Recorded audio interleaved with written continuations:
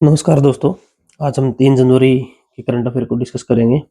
आपका प्रदीप की पाठशाला में स्वागत है। आज का पहला आर्टिकल दोस्तों बहुत ज़्यादा इम्पोर्टेंट है हमारे एग्ज़ाम के पॉइंट ऑफ व्यू से।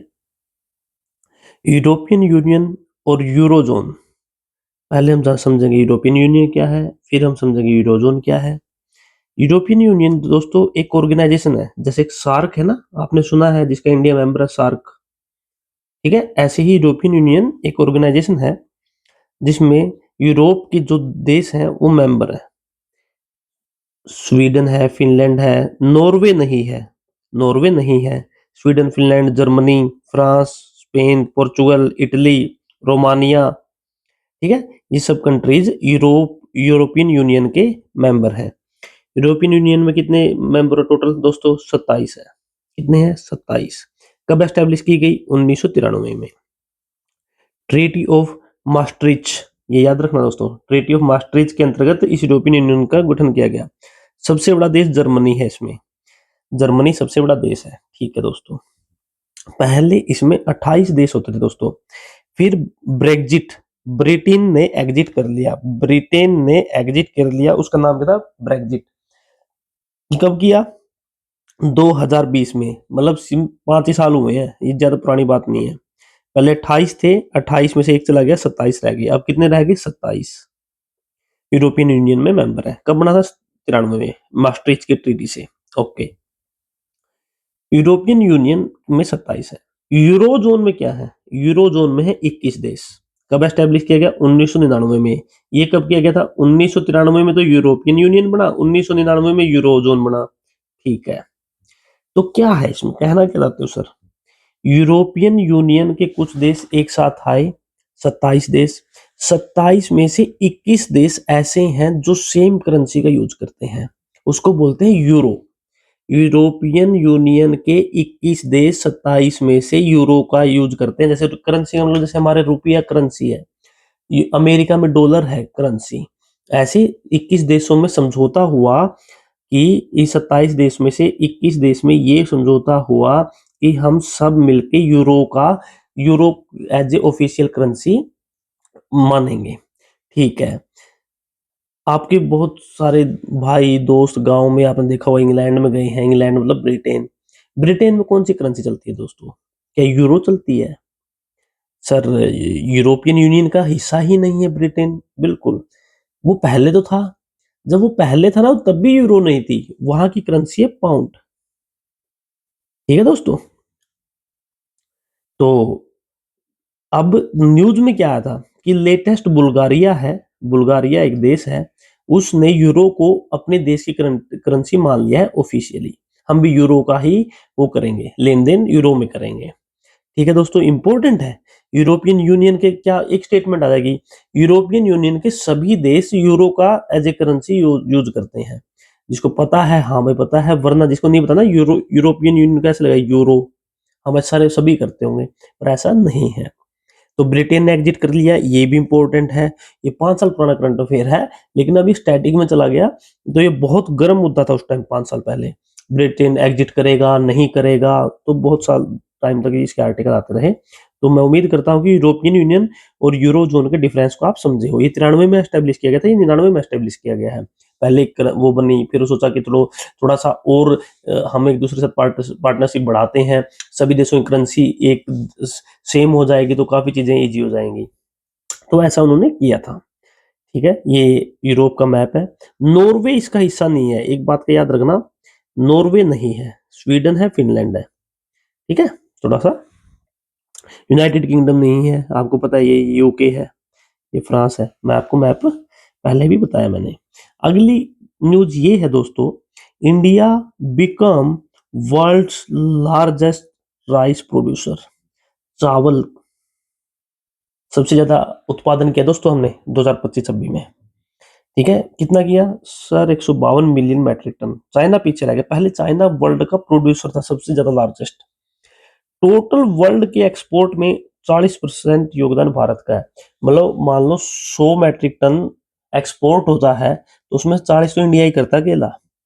तो कहने की बात यह है कि ये बात याद रखना इम्पोर्टेंट है। चाइना सबसे ज़्यादा पहले लार्जेस्ट राइस प्रोड्यूसर था, और ये पेपर में भी आया था, यूपीएससी में 2018 में आया था। एक स्टेटमेंट थी उसमें कि चाइना कौन सा देश है जो वर्ल्ड का लार्जेस्ट है राइस प्रोड्यूसर में। तो चाइना था उसमें उस टाइम उत्तर, लेकिन अब ये बदल गया, अब इंडिया है। ठीक है दोस्तों, 2025-26 के डाटा के हिसाब से 152 मिलियन मैट्रिक टन हमने उत्पादन किया है, और उसमें पहले ना सबसे ज्यादा वेस्ट बंगाल होता था। पहले अगर एवरेज निकालोगे, पहले किसका सबसे ज्यादा, वेस्ट बंगाल का था, लेकिन अब की बार यूपी का है, दूसरे नंबर पे पंजाब का है, तीसरे नंबर पे है वेस्ट बंगाल। तो सबसे ज्यादा किसका याद रखना अपने को, यूपी का। यूपी का एरिया भी बड़ा है, तो आप वहां से अंदाजा लगा लिया करो। यूपी का एरिया बड़ा है, इसलिए चावल की खेती यहाँ सबसे ज्यादा हुई है, ऐसे याद करा जा सकता है। इंपॉर्टेंट है दोस्तों, ठीक है। अगला आर्टिकल है अमेजन रेन फॉरेस्ट। आर्टिकल आया था कि अमेजन रेन फॉरेस्ट, अमेजन के जंगल आपको पता ही होगा, तो उन जंगलों में एक मधुमक्खी पाई जाती थी, एक टाइप की मधुमक्खी पाई जाती थी। तो वहां को ना उसको लीगल स्टेटस दे दिया गया है। कि लीगल स्टेटस का मतलब क्या है, अगर उसको मारा ना, मान लो उस मधुमक्खी को मार दिया किसी ने, तो उसके ऊपर वही कानून लागू होंगे जो एक इंसान को मारने पे लागू होते हैं, वही सजा होगी। है, ठीक है ना दोस्तों। ये कहना, ऐसा क्यों करते हैं, ऐसा क्यों, मतलब आपने सुना, बायोडाइवर्सिटी को प्रोटेक्ट करने के लिए, नेचर को प्रोटेक्ट करने के लिए। ये क्या था कि वो जो मधुमक्खी है वो थोड़ी स्पेशल टाइप की और बहुत पुरानी मधुमक्खी है। पुरानी का मतलब वो मिलियन साल से उधर है, लाखों सालों से उधर है, ये अमेजन के फॉरेस्ट में। और वो क्या करती थी, मतलब एक पोलिनेशन सुना है, एक पेड़ से वो ले गई, फिर सारे जंगल में बिखेर दिए, वहां पर फिर पेड़ पैदा हो गए, इसे बोलते हैं पोलिनेशन। ठीक है, तो इसमें बड़ा वो था। और अमेजन रेन फॉरेस्ट फॉरेस्ट को क्या बोलता है, अमेजन रेन फॉरेस्ट को क्या बोलता है, lungs of the planet. Lung हमारे फेफड़े हैं, हमारे अर्थ, इसके प्लेनेट के, अर्थ के प्लेनेट, अर्थ जो प्लेनेट है उसके फेफड़े हैं अमेजन रेन फॉरेस्ट। बहुत घने जंगल है। अगर आप मूवीज देखते हो तो हॉलीवुड की एक मूवी है एनाकोंडा, वो भी उसकी शूटिंग अमेजन के रेन फॉरेस्ट में ही हुई है। मतलब कि वो बोलते हैं कि अमेजन के जंगलों में चलते हैं तो एनाकोंडा मिलेंगे। कहाँ पे फैले हुए सर, ये ब्राजील है, ब्राजील में है, पेरू में है, इक्वाडोर में है, कोलंबिया में, वेनेजुएला में, गुयाना में, सुरीनेम, फ्रांस। ये सारा साउथ अमेरिका है। ये तो पता होगा ना अमेजन रेन फॉरेस्ट कहाँ पर, साउथ अमेरिका का वो है। क्या पूछ ले, पैरागुआ में है, क्या उरुग्वे में है, क्या अर्जेंटीना में है, नहीं है। इधर देखो, ये एचसीएस में पूछ लेंगे, ऐसे ऐसे स्टेटमेंट देके, पैराग्वे, उरुग्वे, अर्जेंटीना, यूपीएससी में पूछ लेंगे। तो हमें पता होना चाहिए कहाँ कहाँ फैला हुआ है, ये है सारा अपना। ठीक है, अमेजन रेन फॉरेस्ट। चलते हैं नेक्स्ट आर्टिकल पे, गोवा। गोवा में क्या हुआ, आपको जानकर हैरानी होगी, बहुत लोग बच्चों को नहीं पता होगा, गोवा में सिर्फ दो ही डिस्ट्रिक्ट थी, नॉर्थ गोवा, साउथ गोवा। हमारे जैसे अब 22 थी, 23वीं होगी। हरियाणा में अब 23वीं डिस्ट्रिक्ट का नाम था, ये हाँसी बनी है। ठीक है, गोवा में सिर्फ दो थी, लेकिन अब यहाँ तीन कर दी है, north Goa, south Goa. South Goa से अलग करके क्या बनी है, खुशावती। खुशावती नई डिस्ट्रिक्ट बनेगी, तीसरी बनेगी। क्या सर, खुशावती याद करनी है। देखो मैंने क्यों लिखवाया है ये, खुशावती बनी है, खुशावती वहां पर एक रिवर है, उसके नाम पे खुशावती रखा है।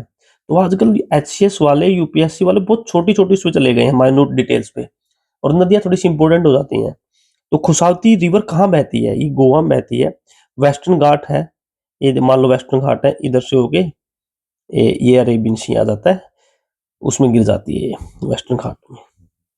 ठीक है ना, बस ये बता रहा था खुशावती नदी कहाँ बहती है, मेरा मेन पर्पज ये था। तो ये भी पता हो जाता है साथ में, नॉर्थ, तीन ही डिस्ट्रिक्ट है, नॉर्थ गोवा, साउथ गोवा, खुशावती। ठीक है, और इस डिस्ट्रिक्ट को एस्पिरेशनल डिस्ट्रिक्ट में ऐड कर लिया गया है। एस्पिरेशनल डिस्ट्रिक्ट कौन सी होती हैं, जो पीछे रह गई डेवलपमेंट में। जैसे हरियाणा में मेवात का एरिया है, मेवात के जो डिस्ट्रिक्ट है वो एस्पिरेशनल डिस्ट्रिक्ट में डाली गई थी, क्योंकि उसमें डेवलपमेंट पीछे रह गया है, तो उसको थोड़ा जल्दी से डेवलप किया जाए। ये कब शुरू हुई थी, 2018 में शुरू हुई थी। ऐसे डिस्ट्रिक्ट्स को, ऐसे जिलों को थोड़ा एडिशनल फंड मिलता है, 15 करोड़ रुपए। तो 15 करोड़ याद नहीं करना, बस एक आपको रफ आइडिया हो जाएगा कि अच्छा 15 करोड़ रुपए एक्स्ट्रा मिलता होगा इनको, ताकि जल्दी से डेवलपमेंट हो सके। एस्पिरेशनल डिस्ट्रिक्ट कब आया था, 2018 में। ये डेट याद रखनी है, 2018। ठीक है, नेक्स्ट आर्टिकल है food corporation of India. Statutory body है, बिल्कुल कानून से बनी है। कौन सा कानून है, एफसीआई एक्ट 1964। ये याद रखना दोस्तों, 1964, 1964। ठीक है, ministry of consumer affairs. Ministry of consumer affairs क्या काम करती है, पब्लिक डिस्ट्रीब्यूशन सिस्टम, आप सुन रहे हैं 2 रुपए किलो चावल, 1 रुपए किलो गेहूं, वो पब्लिक डिस्ट्रीब्यूशन सिस्टम के तहत ही होती है, तो एफसीआई के अंडर आती है। बहुत बच्चे एफसीआई का पेपर भी देते हैं, आपने सुना होगा। गवर्नमेंट की ऑर्गेनाइजेशन है, स्टैट्यूटरी है, 1964 में बनी थी। कंज्यूमर अवेयरनेस डे कब मनाया जाता है, बता सकता है कोई? मैंने बताया था दिसंबर के सारे करंट अफेयर, दिसंबर के हमने जो करंट अफेयर डिस्कस करते थे डेली हम पढ़ते थे। कोई बता सकता है? दिसंबर के कमेंट बॉक्स में जरूर बताना कि कंज्यूमर अवेयरनेस कब मनाया जाता है और क्यों मनाया जाता है। आपने सुना होगा कंज्यूमर प्रोटेक्शन एक्ट आया था 1900, तो ठीक है, आप कमेंट बॉक्स में बताना कि कब कंज्यूमर अवेयरनेस डे मनाया जाता है, हम पढ़ चुके हैं। 8th पे कमीशन 1 जनवरी से नया पे कमीशन लागू होगा दोस्तों, उसकी रिपोर्ट सबमिट होगी। तो जितने भी तैयारी कर रहे हैं सरकारी नौकरी की, आप सबकी सैलरी बढ़ने वाली है, तो आप तैयारी कीजिए और एक बार सिलेक्ट हो जाइए। तो ऐसा बोल रहे हैं ग्रुप डी वाले भी कम से कम 45,000 रुपये सैलरी हो जाएगी, और बिल्कुल अपनी डिस्ट्रिक्ट में, अपने होम टाउन में। तो मन लगा के तैयारी कीजिए। ग्रुप डी वालों की इतनी हो जाएगी तो सोचो क्लैरिकल की कितनी होगी, हरियाणा पुलिस की कितनी होगी। तो मन लगा के तैयारी कीजिए दोस्तों। और जो स्टेट सेंट्रल गवर्नमेंट की कर रहे हैं एसएससी यूपीएससी, सबकी बढ़ेगी तनख्वाह। हर 10 साल में होता है पे कमीशन। पहले 2016 में हुआ था, अब 2026 में 1 जनवरी से लागू होगा। तो इस जो पे कमीशन है, 8th पे कमीशन, इसके हेड कौन है? रंजन प्रकाश देसाई। ये याद रखना, रंजन प्रकाश देसाई, ये याद रखना। तो स्टेट कौन सी है? असम। अभी क्यों न्यूज में आया है? जो स्टेट है, असम की जो स्टेट है, वहां स्टेट गवर्नमेंट ने भी 8th पे कमीशन के लिए एक कमीशन लागू कर दिया है। ये तो सेंटर के लिए है, और सेंटर को ही कॉपी करते हैं बहुत सारी स्टेट। जो रिकमेंडेशन रंजन प्रकाश देसाई का कमीशन देगा, वही सेम रिकमेंडेशन स्टेट में लागू हो जाएंगी। तो असम ने भी अपना जो पे कमीशन है 8वां, इसको बैठा दिया है, इसको मंजूरी दे दी है। तो असम पहला स्टेट है। ऐसे याद नहीं रखना ये भाई असम कौन सा पहला स्टेट है, दूसरा स्टेट है, ना ना ना ना। बस आप रंजन प्रकाश देसाई याद रखना। पहला कौन था? पहला पे कमीशन का हेड कौन था? श्रीनिवास। तो वैसे तो मैं नहीं लिखता इसको, पहला कौन था ये नहीं पूछेंगे, कोई फाइनेंस कमीशन तो है नहीं, ये पे कमीशन नहीं है, तो इसका क्वेश्चन आना बहुत कम चांस बनता है। लेकिन पहला श्रीनिवास, आपने मैथमेटिक्स डे बनाया जाता है, भाई मैथ पढ़ लिया कि तो नहीं, 22 दिसंबर को मैथमेटिक्स डे बनाया जाता है। वो किसकी उसमें जाता है? श्रीनिवास रामानुजन के उसमें बनाया जाता है, श्रीनिवास रामानुजन। तो श्रीनिवास उनका नाम था, श्रीनिवास ही इनका नाम है। और पे कमीशन है तो कैलकुलेट करेंगे, मैथ जिसको आता होगा वही कमीशन का हेड होगा। आप ऐसे थोड़ा सा कोरिलेट कर सकते हो। तो पहला पे कमीशन के हेड श्रीनिवास जी थे, उनको मैथ अच्छे से आता था। श्रीनिवास रामानुजन को भी मैथ आता था, इसलिए उनकी याद में 22 दिसंबर को मैथमेटिक्स डे मनाया जाता है। ठीक है दोस्तों, अभी रंजन प्रकाश देसाई को याद रखना, ठीक है, ये आ सकता है। ओके, अगला है जल्लीकट्टू फेस्टिवल। कहाँ मनाया जाता है? तमिलनाडु मनाया जाता है जल्लीकट्टू, बहुत इंपॉर्टेंट है। कब मनाया जाता है? पोंगल के फेस्टिवल में। पोंगल भी तमिलनाडु में मनाया जाता है। क्या होता है जल्लीकट्टू में? आपने सुना भी होगा, ये बैल है, बैल को कंट्रोल किया जाता है। इसमें कुछ बंदा होता है, इनको जो सबसे पहले तोड़ लेगा, ऐसा कुछ रहता है कि खेल है, मतलब कि स्पोर्ट्स एडवेंचर टाइप में है। ठीक है ना? जल्लीकट्टू याद करना, आप तमिलनाडु में है। ठीक है, एक थोड़ी सी इंफॉर्मेशन और देखना, इसरो है और डीआरडीओ है। इसरो बहुत सफल ऑर्गेनाइजेशन है दोस्तों, ठीक है ना? डीआरडीओ इतनी सफल नहीं है, हो नहीं पाई इतनी, वो एक अलग रीजन है। लेकिन हमारे लिए महत्वपूर्ण क्या है? ये कब एस्टेब्लिश की गई? ये 1 जनवरी 1958 को एस्टेब्लिश की गई डीआरडीओ। 1958, क्या डेट याद रखें, कर लो यार। डीआरडीओ पुरानी ऑर्गेनाइजेशन है, इंपॉर्टेंट है। तो 1 जनवरी को फाउंडेशन डे बनाया था इन्होंने, इसलिए ये न्यूज में थी। तो 1 जनवरी 1958 को इन्होंने एस्टेब्लिश किया था। इनके हेड कौन है? कामत जी हैं, कामत, कामत जी हैं, ठीक है। हेडक्वार्टर कहाँ पे? न्यू दिल्ली में है।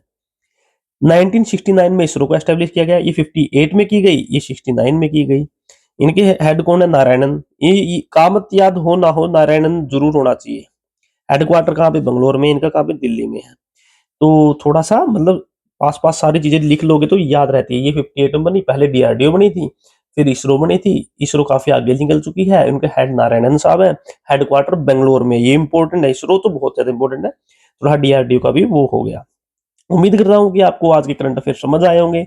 नोट्स बनाना, बार बार रिवाइज करना दोस्तों। आज के सेशन में इतना ही, धन्यवाद।